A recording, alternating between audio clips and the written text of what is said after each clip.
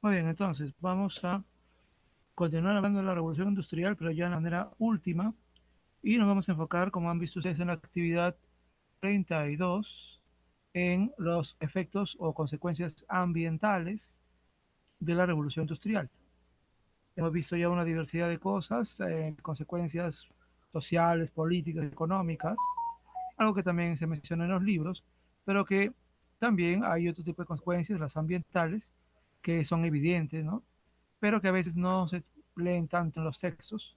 Y vamos a ver ahora algunas referencias para que ustedes logren completar la actividad, que como han visto ahí, no hay muchas preguntas, sino eventualmente una sola cosa, que ustedes elaboren un texto explicando los efectos negativos, porque son evidentemente negativos, de la revolución industrial en el medio ambiente. Entonces, vamos a ver primero un video sobre esto. Buenos días, Corín. Y luego vamos a ver algunas referencias que están todas en el EduBlog para que puedan ustedes tener ahí los argumentos para explicar el tema. Bien, entonces vamos a pasar a ver el video en primer lugar. Bien, entonces.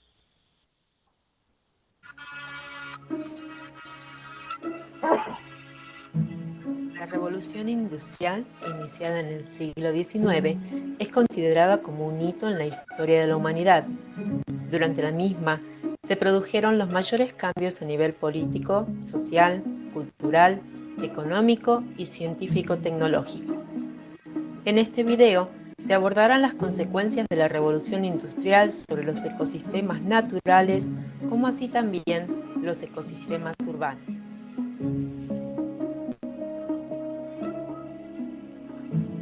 Los recursos naturales son bienes o servicios que se obtienen de los ecosistemas de forma directa.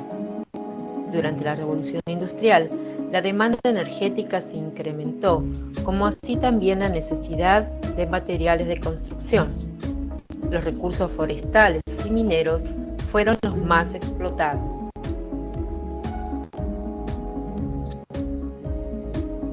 La deforestación durante el siglo XIX fue notoria. Los bosques, que antes ocupaban el 90% de la superficie terrestre total, quedaron reducidos a un mínimo del 10%. La pérdida de estos ecosistemas se tradujo en degradación de suelos y pérdida de biodiversidad, como así también una menor absorción de dióxido de carbono atmosférico.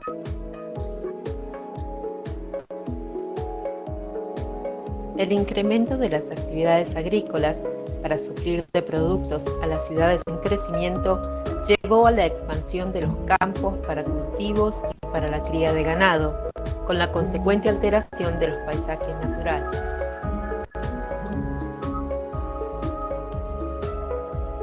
La necesidad de explotación de los recursos mineros llevó a la apertura de numerosas minas. Tanto los yacimientos en sí como los productos extraídos a partir de ellos, carbón, metales, petróleo, gas, modificaron las características del suelo e impactaron sobre la calidad del agua.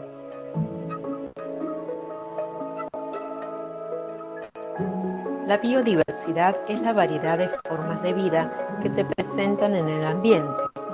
Durante el siglo XIX, producto de las actividades económicas y del crecimiento demográfico, los ambientes naturales fueron modificados y se observó una disminución en la riqueza y abundancia de seres vivos y de ecosistemas.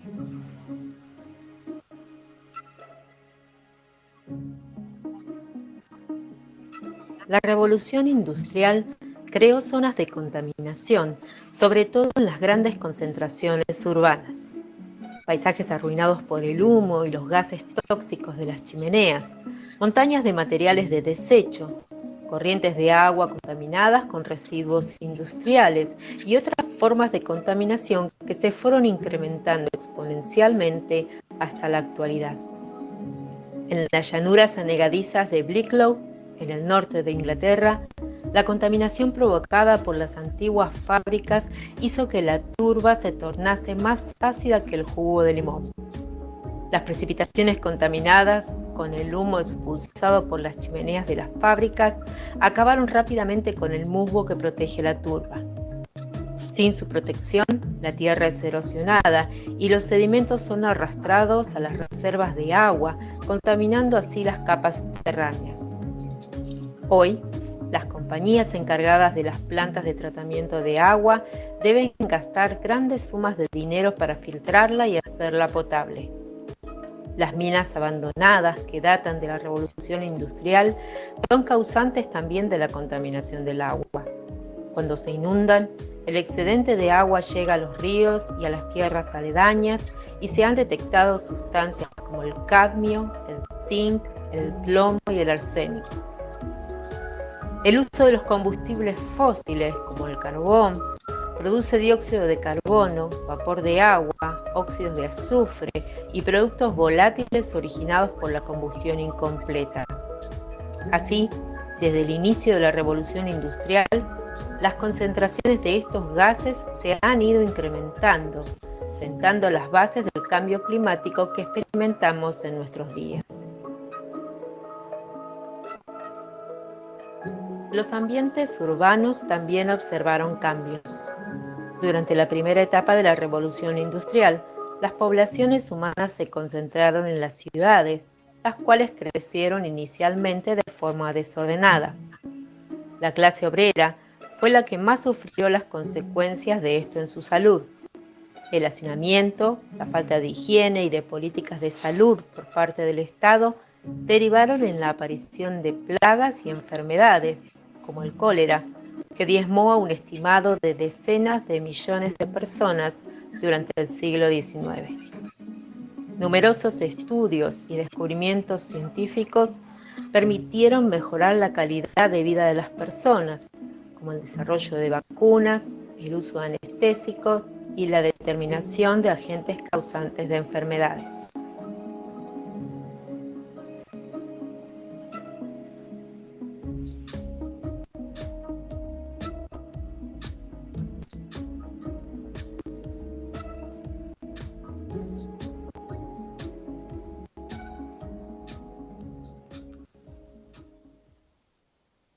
Muy bien, entonces el video nos ha puesto os ha recordado los problemas de contaminación en ciudades, en ambientes, y vamos a ver en los textos, uno de los cuales está basado también en el video, cómo estos problemas continúan hasta el día de hoy.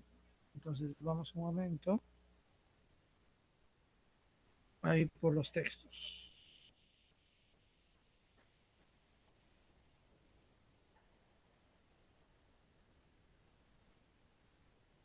Bien, estos textos, como dije, están en el blog, los voy a mostrar y vamos a comentar brevemente este primer texto de BBC News de Inglaterra, en castellano, y dice, como pueden ver ahí, el legado tóxico de la revolución industrial.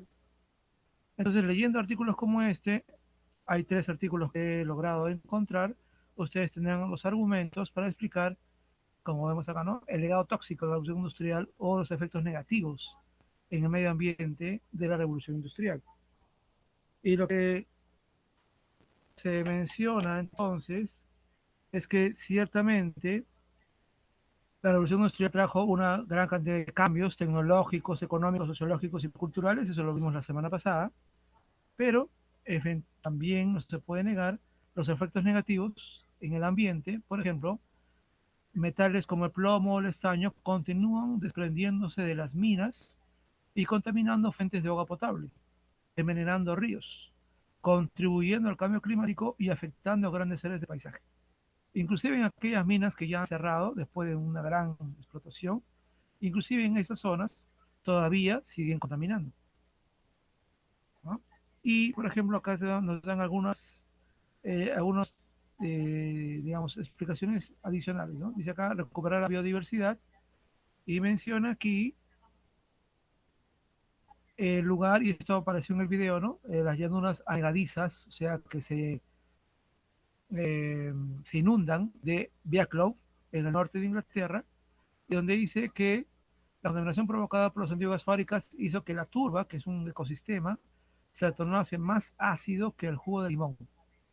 Y mencionan acá que en esta zona de Inglaterra, donde hay este ecosistema que honestamente no conozco muy bien, llamado turba, ha sufrido mucho por 150 años de lluvia ácida. ¿Qué es esto de la lluvia ácida? Bueno, es algo que en el Perú no se da, pero en Europa sí, y tiene que ver con el hecho de que las fábricas lanzan sus químicos, ¿no?, en sus chimeneas al medio ambiente, y lo han hecho por años, por decenas de años, y esos químicos que se lanzan al medio ambiente forman nubes. ¿No? Obviamente estas nubes no son como las nubes normales, que luego se convierten en lluvia, ¿no?, o en llovizna, en garúa, como pasa acá en Lima, sino que son un tipo de nubes diferentes porque tienen, además de agua, por supuesto, oxígeno, tienen químicos. Y entonces cuando llueve, cuando esas nubes se convierten en lluvia, el agua de esa lluvia no es el agua normal que es, uno tiene con la lluvia, sino que tiene ácidos, ¿no? Y eso va dañando estructuras, casas, en fin, todo lo que encuentra a su paso.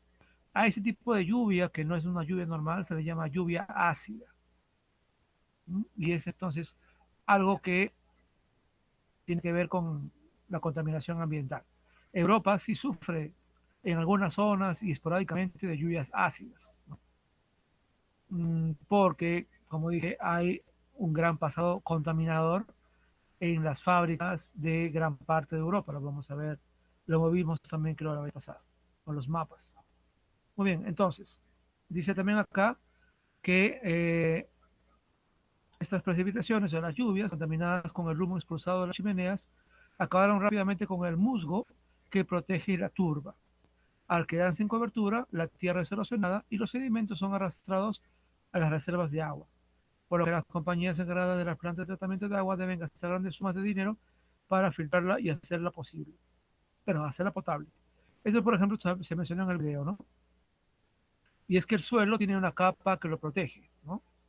Eh, si esa capa es destruida, dañada o se erosiona, como cuando hay deforestación, por ejemplo, ¿no?, o en este caso la lluvia lo arrastra, entonces el suelo queda sin protección y el agua de la lluvia, porque en Europa llueve bastante, arrastra todo ese suelo hacia las cuencas de ríos y obviamente, igual que pasa en el Perú, esta agua de los ríos llega a las plantas de tratamiento de agua que la convierten en agua potable para las casas de los ingleses, ¿no? Igualito que pasa acá. Pero bueno, como ustedes deben saber, el agua de los ríos pues no está solita, ¿no? Trae, puede ser suelo, puede ser hojas, puede ser raíces, puede ser un montón de cosas. Entonces, obviamente, esa agua pues no es la que nosotros vamos a recibir en nuestro caño, ¿no? Lo que nosotros recibimos es el agua potable, el agua tal cual, ¿no?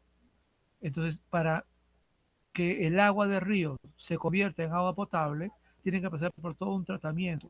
Y lo que menciona acá es que el agua que reciben en Inglaterra, en algunas zonas de Inglaterra, es un agua que está arrastrando muchos sedimentos y obviamente las empresas que potabilizan el agua tienen que gastar bastante para que esos sedimentos se queden en la planta de procesamiento y obviamente no pasen a los caños de las personas. Imagínate si tú quieres cocinar algo y abres su caño y sale agua con rocas o con piedritas o sucia. No podrías ni siquiera hervir esa agua, ¿no? No podrías tomar esa agua, ni siquiera podrías cocinar con esa agua. Entonces, obviamente, implica un mayor costo a los ingleses, ¿no?, el limpiar esa agua que está cada vez con más sedimentos, porque no hay nada que proteja la tierra, ¿no? La tierra está erosionada. Y menciona acá que en algunos casos los páramos, y en los páramos está la turba, ¿no? El páramo es un tipo de relieve plano y que no es desértico, tampoco es selva, es una cosa media intermedia. Recuerden que acá en el Perú la única zona con páramos muy chiquitos está en Madre de Dios, ¿no? Son las pampas de Het. En Inglaterra, en cambio, sí hay zonas de páramos que son más extensos. Dice acá, los páramos son muy absorbentes, actúan a modo de esponja y evitan las inundaciones. Pero dice, al estar dañados por la contaminación, el agua se escurre fácilmente. Y dice acá, los páramos de turba son uno de los mayores reservorios de carbono en el Reino Unido. Si se erosionan, el carbono se libera en el aire como dióxido de carbono. Y este es uno de los gases que contribuye al efecto invernadero. Y recuerden que el efecto invernadero causado por el hombre apoya o es un elemento adicional del cambio climático, que es algo muy negativo que el ser humano está causando y está afectando el clima. Y si el clima se afecta, si un grado de temperatura aumenta, como todo parece indicar que está aumentando, eso va a traer enormes daños a la humanidad, ¿no? Y hay gente que todavía no lo entiende. Algunas zonas están demasiado dañadas para recuperarlas por completo, pero hemos hecho grandes progresos y podemos lograr que algunas áreas sean mucho más biodiversas. O sea que ya están invirtiendo en esto, ¿no? Intentando recuperar lo que está dañado. Minas abandonadas, y también esto lo vimos en el video, ¿no? Las minas siguen contaminando. Y eso se da cuando las minas se inundan y el excedente de agua llega a los ríos y a las tierras aledañas. Entonces, esa agua que viene de minas inundadas es agua contaminada, ¿no? Agua con químicos. Y menciona acá que en el Reino Unido las minas abandonadas no tienen la obligación de descontaminar la zona. Y eso era porque en esa época no había ninguna legislación para eso.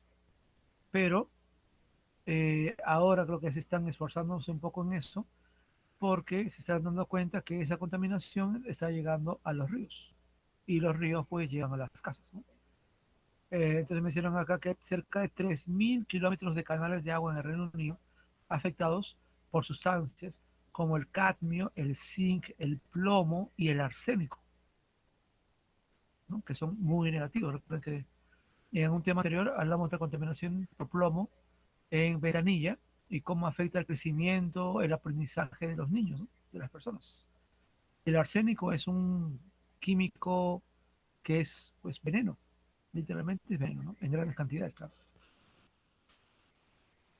Entonces, dice acá, el riesgo de beber agua que contiene estos restos es bajo debido a que los seres humanos toleran relativamente bien este tipo de contaminación.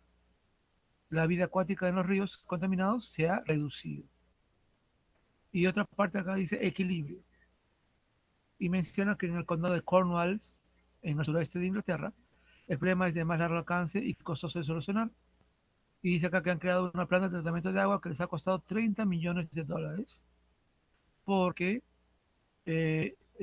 tienen ahí por lo menos 2.000 minas abandonadas. Cientos de hectáreas, tanto urbanas como rurales, están afectadas. Y ellos calculan que el costo de tratamiento puede ser de hasta 600 millones de dólares en los próximos 10 años. Y dice acá que es un problema nacional, o sea, obviamente en toda Inglaterra, porque recuerden que toda Inglaterra se industrializó primero que en ningún otro país.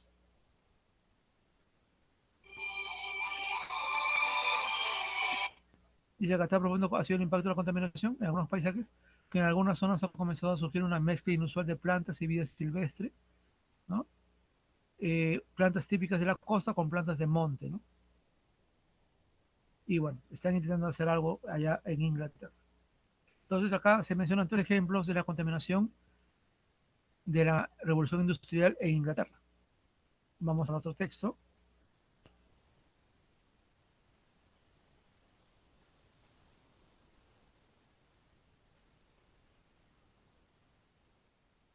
Muy bien, este texto es de México. Y aquí, a más que tanto de las explicaciones, nos da un poco la justificación, ¿no?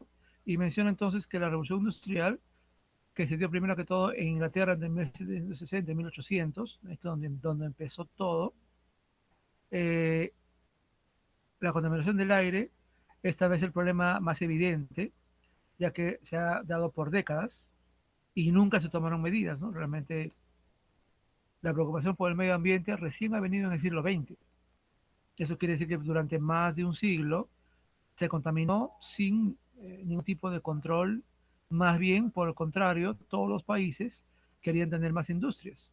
Y recuerden además que en las dos guerras mundiales, todos los países que participaron en la guerra, todos ellos tenían industrias y todos ellos se dedicaron día y noche durante 11 años. La Primera Guerra Mundial duró 5 años y la Segunda Guerra Mundial duró 6 años, ¿no? 11 total, ambas guerras.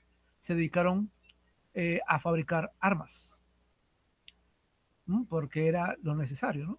Entonces hablamos de que las industrias trabajaron al 100% porque en guerra, por supuesto, se necesita de todo, ¿no? Entonces, y hablamos pues de mucho más contaminación de lo normal, ¿no? Eso sin contar, por supuesto, todo el combustible, todos los bombardeos, explosiones, todos los barcos hundidos que contaminaron con el combustible, ¿no? Que obviamente hundir barcos es también parte de la guerra, ¿no? En fin, todo esa contaminación. Y dice acá, ¿qué es contaminación industrial? Es el incontrolable degradación del medio ambiente por el crecimiento industrial no planeado, el cual es directamente relacionado con la descarga a la atmósfera, primero que estamos hablando acá de la contaminación del aire, ¿no? De sustancias contaminantes sin ningún control de la cantidad, densidad y composición química. Y la causa principal es la quema a gran escala de combustibles fósiles. Recuerden que en la primera revolución industrial fue el carbón, en la segunda, a partir de 1850, más o menos 70, fue el petróleo, hasta ahora, ¿no? Hasta ahora, en el siglo XXI, seguimos usando el petróleo y también el gas. Más, dice acá, el agua residual envenenada que contamina tierra, ríos y lagunas, ¿no? Entonces hablamos pues de una contaminación sin precedentes en la historia de la humanidad, no en todo el mundo, ¿no? Pero mucho en el hemisferio norte, ¿no? Estados Unidos, Europa Occidental, partes de Asia, algunas partes también de Australia y algunos países, Sudáfrica, tal vez Sudáfrica también, ¿no? No es en todo el mundo igual, por suerte, ¿no? Pero hay países que también están contaminando porque, por supuesto, quieren también ser industrializados, ¿no? Y aquí mencionan el origen de la palabra fósil, que tiene que ver con todos aquellos restos de grandes dinosaurios y grandes bosques de las eras primarias y secundarias que ahora se han convertido en petróleo. Dice acá que el problema de la contaminación industrial afecta al aire, el agua y la tierra, ¿no? Y además menciona acá que en la actualidad hay problemas adicionales, ¿no? Además de la quema de los combustibles fósiles, hay el sobreuso de fertilizantes y pesticidas sin control, ¿no? Cosa que lo vimos hace creo que un mes y medio cuando hablamos de la agricultura, ¿no? El manejo y almacenamiento inapropiado de desperdicios orgánicos y orgánicos, como el plástico, y eso ya es actual, ¿no? Desechos de fábricas, hospitales, restaurantes, mercados, conjuntos habitacionales, destrucción de televisores analógicos y sus delicados componentes tóxicos, el almacenamiento inapropiado de medicamentos tóxicos caducados, la baja calidad de los procesos de refinación de petróleo, generando compuestos orgánicos volátiles y sustancias químicas que contienen en pequeñas y finas partículas como el humo y los gases que se elevan a la atmósfera. Pensemos nada más en toda la cantidad de plásticos que a veces botamos y que están en las playas, en el suelo, en los parques y terminan muchas veces en los ríos, en los basurales. Las mascarillas que uno encuentra en el suelo tiradas, ¿no? Que la gente se olvida, lo bota y que deberían ser procesadas de una manera diferente, no simplemente tiradas así como si, ¿no? Bueno, entonces de eso nos habla este texto.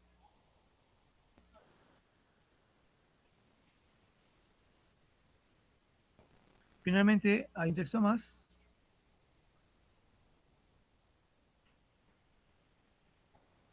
Entonces acá está el video que vimos y acá están los tres textos, ¿vean?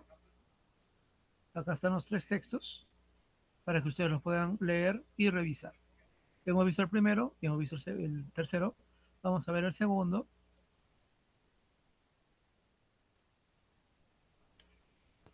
Bueno, que es este de aquí, que es nacional, es del comercio del Perú, y menciona algo interesante.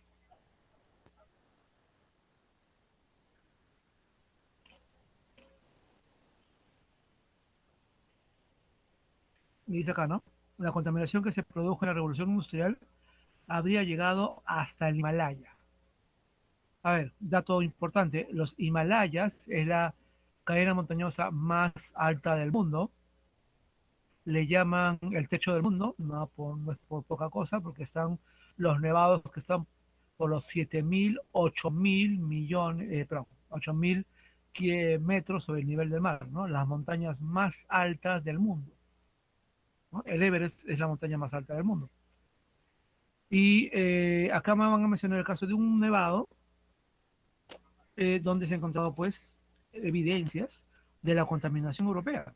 Y para que lo sepan bien, Europa está bien, pero bien lejos de los Himalayas. Los Himalayas están en un país llamado Nepal, un país que no tiene industrias y que solo vive del turismo, que es justamente la gente que viene de todo el mundo a escalar los Himalayas, ¿no? Que tiene que ser gente muy preparada, porque no cualquier persona pues, puede subir a estas alturas. El peligro de muerte es grande y mucha gente de hecho ha muerto intentando subir a los Himalayas, ¿no? Por muchas formas. Muy bien, entonces, el asunto acá es, que dice la información, que en el glaciar Dosuopu se ha realizado una investigación de la Universidad Estatal de Ohio y esta investigación en el año 97 consistió en que esta universidad, especialistas de la universidad, han perforado núcleos de hielo del glaciar, ¿no? Es una estrategia para ver la historia del glaciar, ¿no? Hacer un hueco y en realidad un tubo, ¿no? Que va excavando y luego lo sacan y tienen ahí toda la historia del glaciar, ¿no? Porque los glaciares, pues, igual que un árbol, van creciendo con capas, ¿no? De hielo nuevo, ¿no? Entonces ellos han investigado estas capas de hielo del glaciar y han encontrado, ¿ya? Este glaciar es de 7.200 metros sobre el nivel del mar, y ellos han encontrado que hay rastros de contaminación de químicos que no son de la zona, ¿no? Entonces dicen ellos que han podido encontrar ahí restos de metales tóxicos, como el cadmio, el cromo, el níquel y el zinc, en el hielo alrededor de 1780, o sea, cuando casi comenzaba la revolución industrial, ¿ya? Entonces estos metales, ¿cómo han podido llegar tan lejos? Por los vientos. Los vientos han ido llevando entonces esas partículas de químicos de las fábricas inglesas, han cruzado toda Europa, han cruzado Rusia, han cruzado extensas zonas de Asia y han llegado hasta este nevado. Y obviamente se han ido fusionando con el hielo, ¿no? Que se va forjando allá, ¿no? Entonces, estos restos pues son del siglo XVIII, ¿no? Y ellos han podido encontrar esos restos en estos nevados, ¿no? Precisamente por los vientos de invierno, mencionan acá, ¿no? Entonces, entonces, estos restos no han podido llegar por otra manera porque recién los primeros hombres llegaron al Everest y estas montañas en los años 50, ¿no? Y este nevado, Dosuopu, está en otro nevado, está cerca de otro nevado llamado Shishapanga o Shishapangma, que recién fue escalado en 1964. O sea, es imposible que esta contaminación sea nueva porque se ve ahí que es mucho más antigua que antes que el hombre siquiera llegara a escalar estas montañas, que recién lo logró hacer en el siglo XX. Entonces acá, en cuanto a los niveles de metales, eran más altos que los que existieran naturalmente, ¿no? Pero no son lo suficientemente altos para ser tóxicos, ¿no? O venenosos. Pero eso indica entonces que la contaminación que está en un lugar puede llegar por acción del viento a otros lugares, ¿no? Entonces, lo que afecte en un lugar realmente puede afectar a muchas otras zonas en todo el mundo, ¿no? Bueno, entonces, estas son todas las pautas. Insisto una vez más, los textos están en el blog y ustedes, por tanto, tienen ahí los argumentos para poder trabajar lo que tienen que hacer. Ahora, recordar lo que sí ya se ha mencionado antes, ¿no? En todo texto de ese tipo, luego no olviden que hay tres partes. En una primera parte, ustedes tienen que indicar, ¿no? La afirmación que ustedes quieren indicar, ¿no? En este caso, obviamente, son los efectos negativos de la revolución industrial en el medio ambiente. Luego, tienen ustedes la parte de los argumentos. Tienen que explicar cuáles son esos efectos negativos. Y los tres textos que hemos visto nos muestran esos argumentos. Entonces, organícenlo, resúmanlo, cítenlo, de una manera que tengan las ideas principales de los tres textos. Finalmente, a conclusión, tienen que reiterar ya de una manera breve por qué se dice esto, ¿no? De que la revolución industrial contamina el medio ambiente. Bueno, eso es lo que tienen entonces que hacer. Ahí donde dice texto, ahí ustedes van a escribir esto y lo van a poder explicar. Muy bien, entonces, quisiera saber si hay algún tipo de duda sobre lo que tienen que hacer.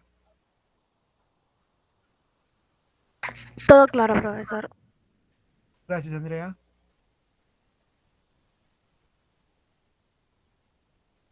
Profesor, solamente debemos hacer un texto, ¿sí? Así es, Romina. Solamente el texto con las tres partes, ¿no? Ok. Muy bien.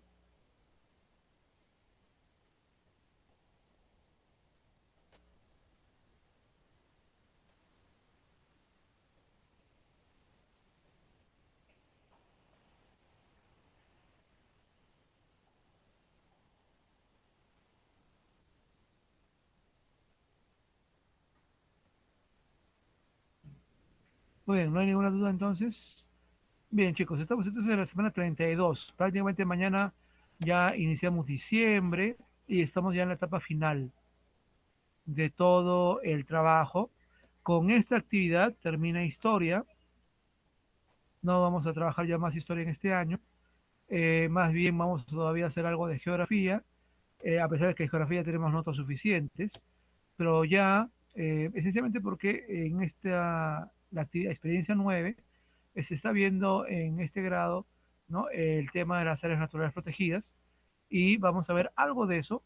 Ya, en realidad en Aprende en Casa han hecho ya como tres o cuatro clases de eso y vamos a tomar solamente lo más importante para la próxima semana y en la última también algo ya muy concreto que prácticamente ya evaluado ya no va a ser tanto porque ya estamos en la etapa final, más bien eh, para, como dije, ¿no? No ir en contra de lo que se está haciendo en Aprende en Casa en este último mes, que tiene que ver con el medio ambiente y las áreas naturales protegidas.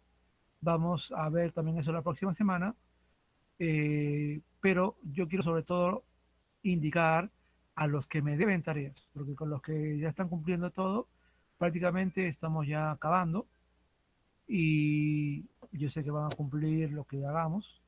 Me preocupa todavía que haya algunos que no hacen las tareas del primer y segundo trimestre, a pesar de todo el tiempo que se les ha dado, y que creo que también se les ha indicado que hagan lo mismo necesario para que por lo menos tengan alguna nota y no tengan que irse a con tareas en las vacaciones.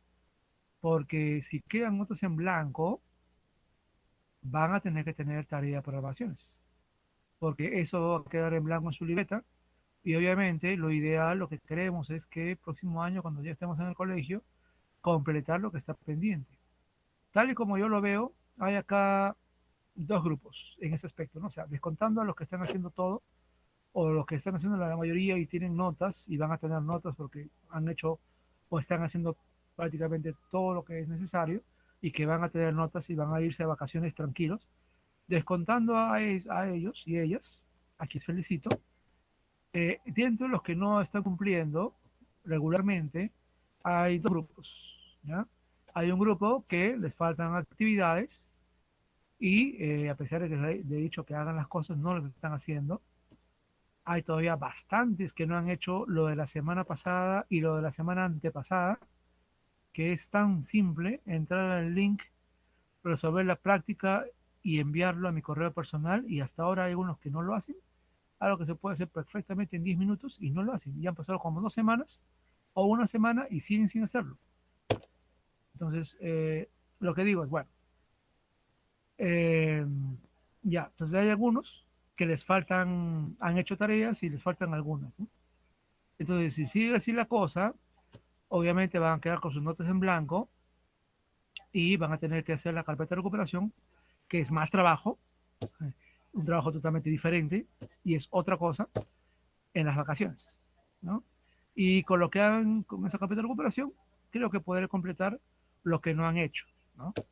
Y están también el grupo que no han hecho nada este año, o sea, no han hecho casi nada de nada y que tendrán que hacer la carpeta y también completarlo del próximo año porque con las carpetas no es suficiente para completar, digamos, 30 o 32 actividades. Miren que ahorita estamos ya en 32 actividades, ¿no? Entonces, digamos que 4 carpetas de recuperación no es suficiente pues para reemplazar por lo menos 32 o 33 actividades. Evidentemente no es suficiente. Entonces van a tener que hacer eso y más, ¿no? Entonces, nuevamente, vuelvo a lo mismo. Por favor, los que deben tareas, hagan las benditas tareas. ¿Qué tanto puede costar hacer las benditas tareas?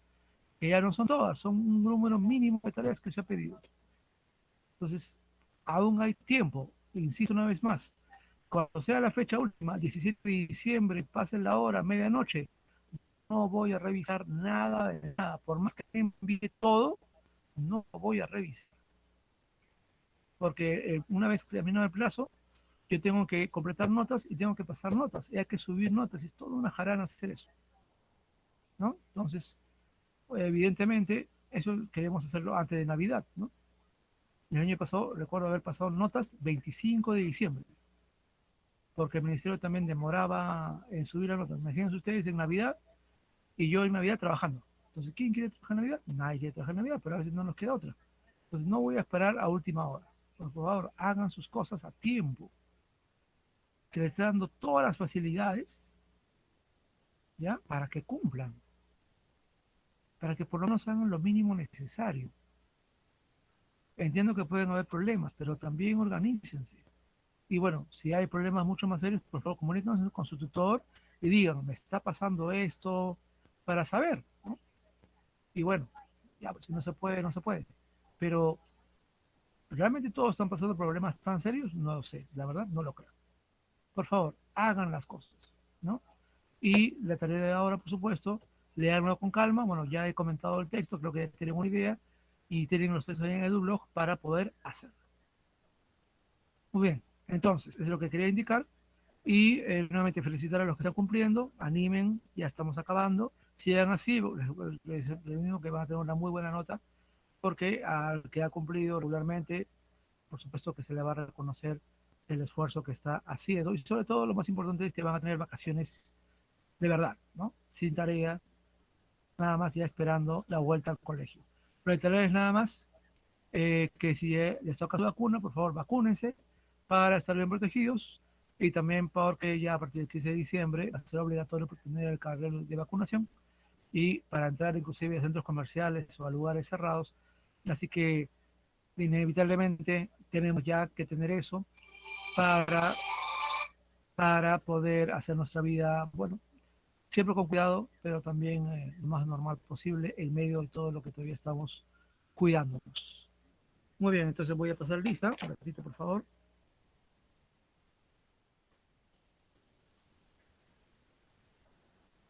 Muy bien, y entonces vamos a terminar la grabación que se enviará en un rato más.